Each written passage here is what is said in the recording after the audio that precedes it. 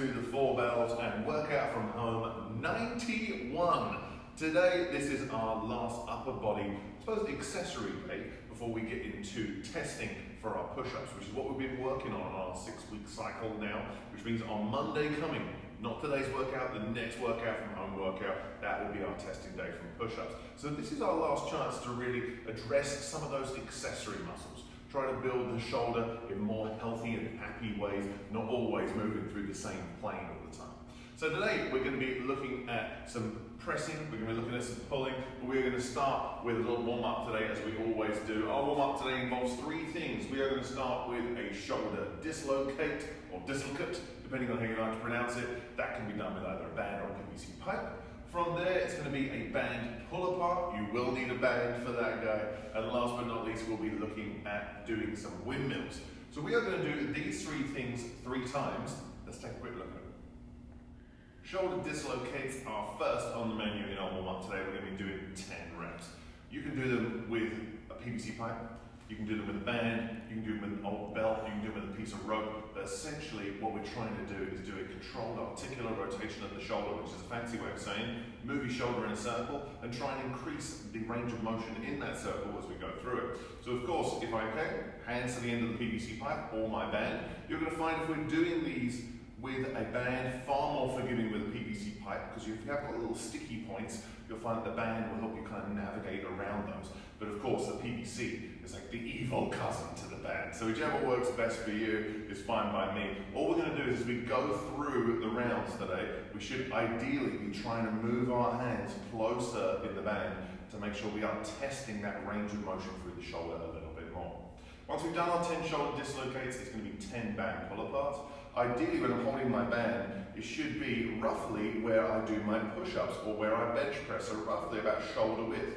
My idea is I'm trying to squeeze my shoulder blades together. So I pull the hands apart, band should touch at the bottom of the chest, and I should think that in between my shoulder blades, I'm trying to hold a pencil, or someone's trying to poke their finger in between my shoulder blades, and I'm trying to squeeze that finger together. That is the intention when we are doing our band pull-aparts.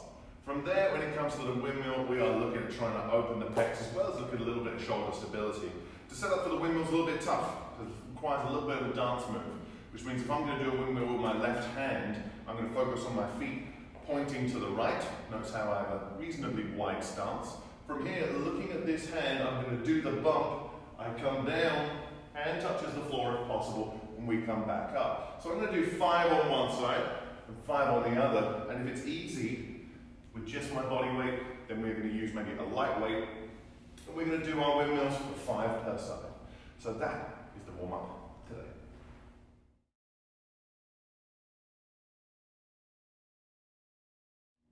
Today's strength piece has 5 sets. Each set is 3 minutes long. We split each 3-minute window into 2 90-second segments today. So in our first 90-second segment, we're going to use my favorite push-up variation in a strength piece, which we never get to do. Normally it always features in a warm-up, because it's not only a fantastic warm-up, it's also a fantastic mobility piece combined with a strength piece. It's the Hindu push-up. We are going to do the Hindu push-up today for 10 to 15 reps. Here at the Four Bells, we teach 4 levels of difficulty, increasing difficulty in the Hindu push-up. So we're going to start in just a second by looking at the easiest versions and then how to build on those as we go through them. From there, once we've done our first 90 seconds of Hindu push-ups, we're going to come into our second 90 seconds, which is going to be some pronated rowing for 15 reps today. When we come to pronation, pronation means palms facing away from me or towards me. We're not doing supination, soup as we like to joke around here at the gym. Pronation means we're going to be focusing a little bit more on the forearm and a little bit more on the lats than we are on the biceps when we're doing our pulling today. Just a different way of looking at pulling, again, trying to keep those shoulders nice and healthy. When it comes to pronated pulling today of some kind, ideally, I would like to see a row. That's what I'd like to see. So maybe a ring row or a TRX row, or if you're fancy with dumbbells or barbells, it would be some kind of bent over row. So let's take a look at both of these guys. The Hindu push-up is my favorite push-up variation. Not that it's particularly better than any other push-up variation. It's not like regular push-ups aren't good, but I just like it because it has a few more features to it than the regular push-up. We get to move through a slightly greater range of motion with the shoulder. We get to start almost like a handstand push-up. From there, we get to transfer through the horizontal into like a regular push-up, and then finish at the top, almost like we're in a dip. Combining that with the mobility aspect that comes from the Hindu push-up, it's hard for me not to love it as much as I do, which means you now get to do it as well. When it comes to the levels of Hindu push-up that we're teaching at the gym, we have 4 levels. So starting off, I have my knees at the end of my mat. I'm going to send my bum back to my heels, almost like child's pose in yoga. From here, I'm keeping the forearms off the floor, and I'm having my nose a fair distance away from the mat. Almost like I'm performing a pull-up. I grip the mat or the floor, I pull myself forwards, hips to the mat, and I push up. Dig those toes in, up into that downward facing dog position, knees down, butt back, and again, keeping myself reasonably high off the mat as I perform these level 1 Hindu push-ups. Level 2 is forearms down to the floor. From here, my nose just scrapes the floor as close as I can, making sure it's a smooth transition over the wrists as I push up, dig the toes in, hips up to the ceiling, knees down, butt back, and again, forearms down. We're keeping it as close as we can, making sure that we keep the elbows tight as we transition over the hands. From here, levels 3 and 4, I don't like a mat for these ones. Dramatic throw of mat. When it comes to level 3, I'm going to start like I did in level 1, but if you notice here, I'm going to keep the knees off the floor. I pull myself forward, push up, hips to the ceiling. As I bring the knees down, the butt comes back, pull myself forwards, push up, and then hips up. That is level 3. So level 4 is the full enchilada, the full Hindu push-up. Sometimes people call them a pike push-up, sometimes a dive bomber push-up. We call it the Hindu push-up here.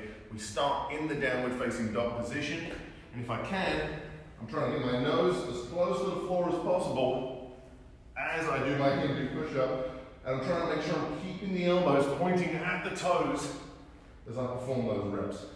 So those are our 4 levels for the Hindu push-up. Pronated pulling. It means our hands are in pronation, facing away from us, facing down towards our legs, however you want to approach it. It means we're going to be focusing a little bit less on elbow flexion. It will still be happening, but it means the biceps won't be getting as much work. Forearms will be getting a little bit more work, as well as the lats getting a little bit more work today. So that means when I'm setting up what apparatus, that's a very fancy way of saying apparatus, what equipment do you have available to you? I personally, if it's going to be me today doing this in the gym, I will be using rings. I really like rings for ring rows, and also you can kind of govern how tough they are by how far away you move from the ring. So pick what works best for you. If it's rings, cool. If it's TRX, cool. Barbells, dumbbells, whatever it happens to be. I'm going to set myself up into my ring row position. So a nice tight plank. Squeeze the legs, squeeze the bum, squeeze the abs. Palms face down because we're in pronation. I pull the elbows back. And we are focusing on doing 15 delightful, smooth and delicious reps today. And of course, if you're looking at this and you're thinking, well, I don't have rings, but you have a barbell, you have dumbbells, then you could also use something and do a bent over row with it. That works very well too. So of course, hinging, getting into our Romanian deadlift-ish position, and from there, performing some pronated pulls. And of course, it can be done two-handed or even one-handed. So whatever you have, pronated pulls with the hands this way for 15 reps.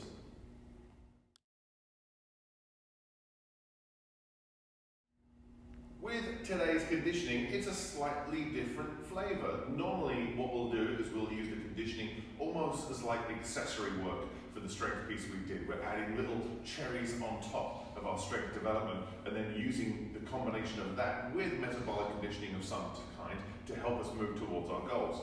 Today we're doing something slightly different. We're going to have a full body approach to our conditioning piece today, which means we're going to feature some of the pillars of strength that we have in our principles here at the gym. We're going to look at squatting mechanics, pushing, pulling, hinging, and a little bit of indirect ab work in there as well. So how are we going to approach our conditioning piece today?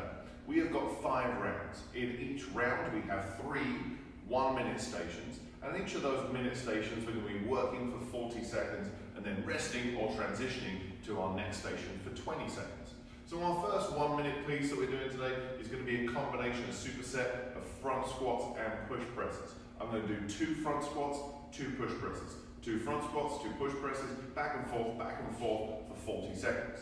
I then rest for 20 seconds before we come to our hinging and pulling part, which is going to be 4 Romanian deadlifts and 4 bent over rows. Romanian deadlifts, bent over rows, back and forth. And in our third minute, it is going to be the 6 count burpee, a nice controlled burpee with a strict push up in there. We are going to do these 3 stations 5 times in our conditioning piece today. And let's take a look at how they should go down.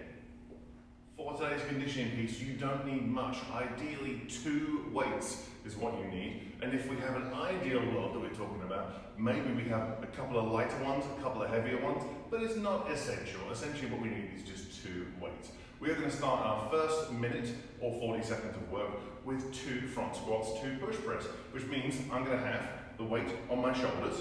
I'm going to perform 2 squats or any kind of front loaded squat. And then from there, 2 push press. Using that dip and drive from the legs. Back to the shoulders, we perform 2 squats. And then 2 push press.